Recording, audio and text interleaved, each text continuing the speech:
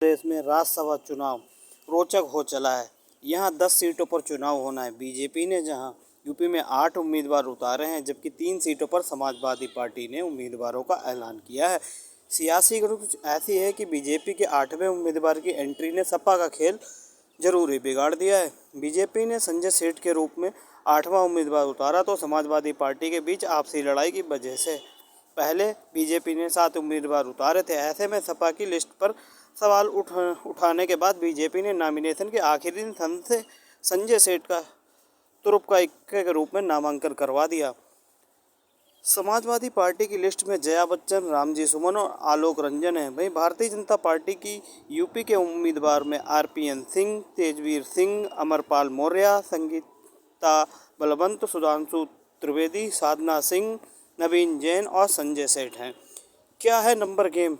Number game ये है कि 10 सीटें और प्रत्याशी 11। ऐसे में अब 10 सीट के लिए चुनाव लड़ाई होगी। दांव पेच के जरिए इस सीट पर प्रत्याशी राज्यसभा जाएगा।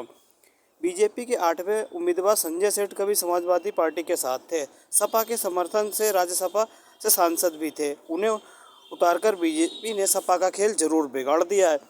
क्यों आसान नहीं लड़ाई? संजय सेठ को राज्यसभा भेजने के लिए बीजेपी के पास 10 वोटों की कमी है।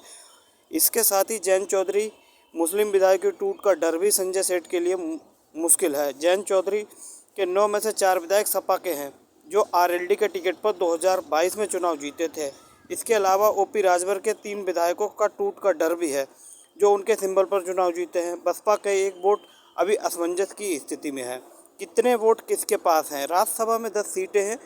एक सीट के लिए 37 वोट की ज़रूरत होती है। बीजेपी के पास 252 वोट है, अपना दल के पास 13 वोट है, भाई आरएलडी के 9 वोट है। बीजेपी के उम्मीदवार हैं 7, वोटों की संख्या चाहिए 259। इसके लिए साथ ही निषाद पार्टी के 6 वोट हैं, भाई सुभाषपा के पास 6 वोट हैं।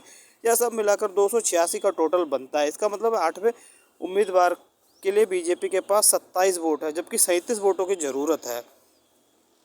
सपा के पास कितने वोट? सपा के पास जेल के विधायकों को मिलाकर 108 वोट हैं। कांग्रेस के 2 वोट हैं। 3 उम्मीदवार को जिताने के लिए 1 और वोट की ज़रूरत है। अगर पल्लवी पटेल सपा के उम्मीदवार को वोट नहीं देती हैं तो 2 वोटों की ज़रूरत है। अगर जेल वाले विधायक नहीं आते हैं तो हो सकता है 4 वोटों की ज़रूरत पड़ जाए।